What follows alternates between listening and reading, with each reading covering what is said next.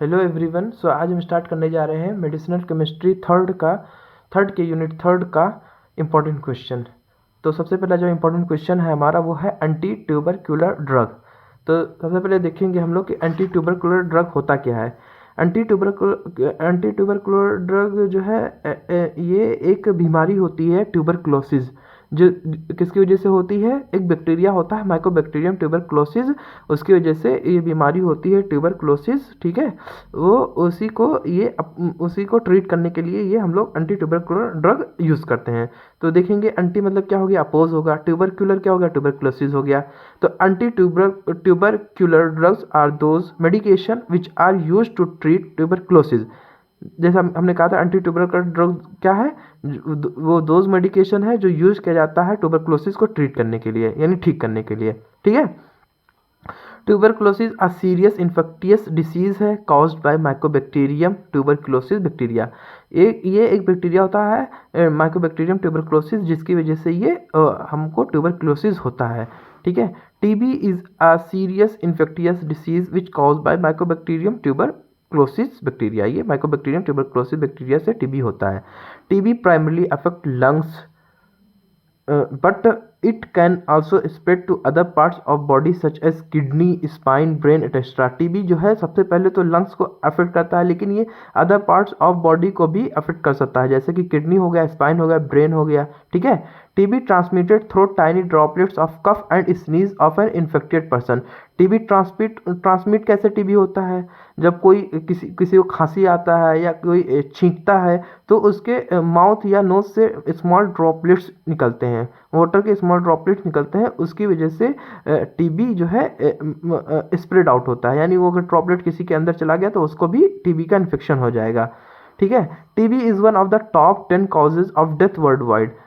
TB जो है TB top 10 reason में है जिससे मतलब सबसे ज़्यादा डेथ हुआ है, टॉप 10 उसमें हुआ है। पूरे दुनिया में 10 ऐसी बड़ी बीमारियां हैं जिससे सबसे ज़्यादा डेथ हुआ है, उनमें से क्या है, एक टीबी भी है। 2021 में अप्रॉक्सीमेटली 1.6 मिलियन पीपल डाइड हुए हैं ड्यू टू टीबी। टीबी की वजह से 2021 में 1.6 मिलियन पीपल डेथ किए हैं। आगे हम लोग देखेंगे classification of anti tubercular drugs. Anti tubercular drug का हम लोग क्लासिफिकेशन देखेंगे। एंटी ट्यूबरक्युलर ड्रग में क्लासिफाई किया गया है first line drug, second line drug and some newer drug. First line drug सबसे पहले देखेंगे क्या है, have high anti tubercular efficacy as well as low toxicity.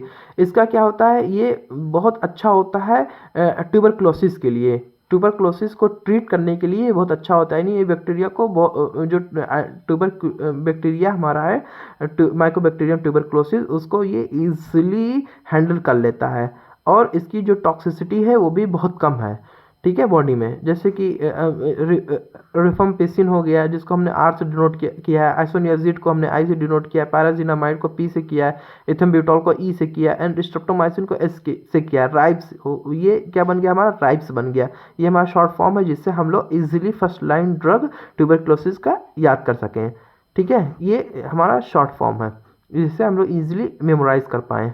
अब सेकेंड लाइन ड्रग देखेंगे। सेकेंड लाइन ड्रग को हमने इधर लो एंटी ट्यूबरक्युलर एफिकेसी और हाई टॉक्सिसिटी, ये मतलब उतना बेहतरीन भी नहीं है जितना फर्स्ट लाइन ड्रग है ट्यूबरक्लोसिस को हैंडल करने के लिए, और इसकी जो है टॉक्सिसिटी भी बहुत ज़्यादा है हमारे बॉडी में। ठीक है, तो इसको हम लोग सेकेंड लाइन ड्रग में रखे हुए हैं। जैसे फ्लोरोक्विनोलॉन्स हो गया, अमिकासिन हो गया, साइक्लोसिन हो गया, इथेनोमाइड हो गया, पैरा अमीनोसैलिसाइलिक एसिड हो गया, कैप्रियोमाइसिन हो गया। इसको हम लोगों ने किससे डिनोट किया, face pack, second line drug को, जिससे हम लोग इजीली सेकेंड लाइन ड्रग को याद रख सकें। Face pack, F for fluoroquinolones हो गया ऐसी। अब देखेंगे न्यूअर ड्रग। न्यूअर ड्रग को हम लोगों ने सिप्रोफ्लॉक्सासिन हो गया, अफ्लॉक्सासिन हो गया, क्लेरेथ्रोमाइसिन हो गया, अमिकासिन हो गया, रिफाब्यूटिन हो गया। ये हमारा क्या हो गया, न्यूअर ड्रग होगा। इसको हम लोग नोट किया को का R, C for ciprofloxacin, O for ofloxacin, C for clarithromycin, A for azithromycin, R for rifabutin. अब हम लोग क्लासिफिकेशन देखेंगे एंटी ट्यूबुलर ड्रग का बेस्ड ऑन केमिकल मॉइटी। किसके, केमिकल मॉइटी के बेस पे हम लोग इसका क्लासिफिकेशन देखेंगे। पहला क्लासिफिकेशन किस पे था, first line drug, second line drug, newer drug. पहला क्लासिफिकेशन इस बेस पे था और दूसरा क्लासिफिकेशन किस पे है, केमिकल मॉइटी पे। इसमें सैलिसाइलिक एसिड डेरिवेटिव्स हो गया, पैरा अमीनो सैलिसाइलिक एसिड हो गया। पायरिडीन डेरिवेटिव्स में आइसोनिकोटिनिक एसिड हाइड्राजाइड इथेनोमाइड आ गया। पैराजीन डेरिवेटिव में पैराजीनामाइड आ गया। इथाइलिन डायअमीन ब्यूटेनॉल डेरिवेटिव्स में इथम्ब्यूटॉल हो गया, इथम्ब्यूटॉल हो गया। अब हम लोग देखेंगे एंटीबायोटिक्स, स्ट्रेप्टोमाइसिन हो गया, साइक्लोसिन हो गया, रेफाम्पाइसिन हो गया एंड कैनाविन हो गया। ये सब क्या है, हमारा एंटी ट्यूबुलर ड्रग्स है, ठीक है। अब देखेंगे isoniazid, isoniazid also known as isonicotinic acid hydrazide, isoniazid also known as isonicotinic acid hydrazide, जिसको हम लोग डिनोट किए हैं INH से। It is a derivative of nicotinic acid with hydrazine. ये क्या है, ये डेरिवेटिव है निकोटिनिक एसिड का हाइड्रोजीन के साथ में, ठीक है। जैसे पायराडीन हो गया, हाइड्रोजीन हो गया, ठीक है। पायराडीन देखिए, ये पायराडीन रिंग हो गया और ये हाइड्रोजीन हो गया एंड ये दोनों को मिलके क्या बन गया, आइसोनियाजिड हो गया। It is a first line anti tubercular drug used to treat TB. ये first line anti tubercular drug है जो टीबी को ट्रीट करने के लिए यूज़ किया जाता है। इसको हम लोग पढ़ेंगे, ये देखो यहाँ पे हमने दिखाया था, ये first line isoniazid first line drug है, ठीक है। अब इसका हम लोग सिंथेसिस देखेंगे कि कैसे इसको सिंथेसाइज किया जाएगा, सिंथेसिस कैसे इसका हुआ। To synthesize isoniazid firstly four methyl pyridine is oxidized into isonicotinic acid.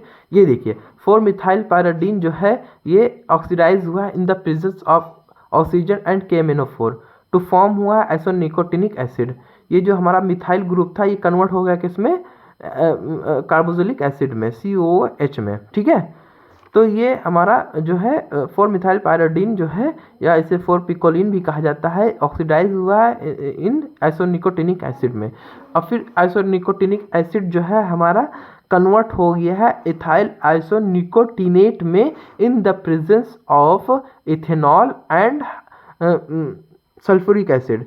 Ethanol में हम लोग देखेंगे ये जो OH लगा हुआ है, OH ये क्या होगा, ये यहाँ से ये निकलेगा, यहाँ से OH, तो OH यहाँ से निकलेगा तो इसके ऊपर क्या आ जाएगा, OH के ऊपर माइनस का साइन आ जाएगा एंड C2H5 के ऊपर प्लस का साइन आ जाएगा और यहाँ से हमारा क्या निकलेगा, H+ निकलेगा। H+ यहाँ से हमारा रिमूव होगा। तो ये OH और H+ मिलके क्या बना लेंगे, वाटर बना लेंगे, H2O बना लेंगे। और इसके ऊपर प्लस का चार्ज आ जाएगा, इसके ऊपर माइनस का चार्ज आ जाएगा।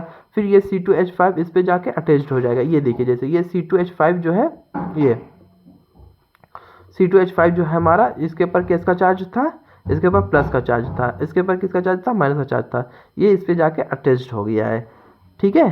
तो ये क्या फॉर्म कर लिया, इथाइल आइसोनिकोटिनेट फॉर्म कर लिया। क्या फॉर्म कर लिया, इथाइल आइसोनिकोटिनेट फॉर्म कर लिया। और इसमें निकल क्या जाएगा, इथेनॉल फिर से निकल जाएगा बाहर, ठीक है। अब ये इथाइल आइसोनिकोटिनेट फिर इसके ऊपर अटैक करेगा हाइड्रोजीन। हाइड्रोजीन ये हमारा हाइड्रोजीन है, NHH, ये हाइड्रोजीन है, ये हमारा अटैक करेगा इसके ऊपर, ठीक है। तो ये अटैक करेगा तो ये देखिए ये फॉर्म कर दिया आइसोनियाजिड, ये CO हो गया, NH2, ये देखिए ये जो H+ है यहाँ पे, ये H+ यहाँ से रिमूव हो जाएगा। तो जिसकी वजह से यहाँ पे क्या क्या साइन लग जाएगा, माइनस का साइन हो जाएगा। उसके ऊपर क्या साइन हो जाएगा, प्लस का साइन हो जाएगा। तो इसके ऊपर जब माइनस का साइन लग जाएगा और यहाँ से ये रिमूव हो जाएगा, ठीक है। ये अपना रिमूव हो जाएगा यहाँ से। तो ये फिर इसके बाद में ये यहाँ पे CO से बचेगा, जो प्लस के साइन से बचेगा, और फिर ये माइनस का साइन है तो यहाँ पे जाके ये अटैच हो जाएगा और ये अपना निकल जाएगा बाहर। ये इस तरह हमारा आइसोनियाजिड फॉर्म होगा। एक बार फिर से इजीली फिर से एक बार देख लेते हैं। 4-मिथाइल पायराडीन जो है in the presence of oxygen and KMnO4 oxidise हुआ है। जो मिथाइल था ये कन्वर्ट हो गया है किसमें, कार्बोक्सिलिक एसिड में, ठीक है, जो कि फॉर्म हो गया आइसोनिकोटिनिक एसिड बन गया। अब आइसोनिकोटिनिक एसिड से ये क्या बनेगा, फिर से ये फॉर्म हो गया ethyl isonicotinate in the presence of C2H5OH and H2SO4। और फिर इथाइल आइसोनिकोटिनेट से ये फॉर्म हो जाएगा आइसोनियाजिड में इन द प्रेजेंस ऑफ हाइड्रोजीन।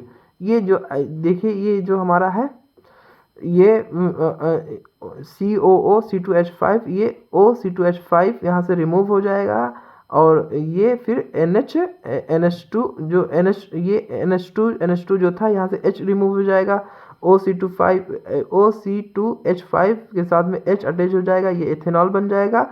और फिर इसके बाद में हमारा क्या बचेगा यहाँ पे NH यानी ये हमारा N पे माइनस का साइन आ जाएगा क्योंकि H निकल गया है, और ये हमारा बचेगा तो ये इसके साथ जाके यहाँ पे अटैच हो जाएगा। ये प्लस का साइन था, यहाँ पे प्लस का साइन था, और ये माइनस का साइन है तो यहाँ पे जाके ये अटैच हो जाएगा। इस तरह ये आइसोनियाजिड बन जाएगा। अब इसका मैकेनिज्म ऑफ एक्शन देख लेंगे हम लोग, कैसे ये वर्क करता है आइसोनियाजिड। ठीक है, किस पे? माइकोबैक्टीरिया पे, माइकोबैक्टीरियम ट्यूबरक्लोसिस पे।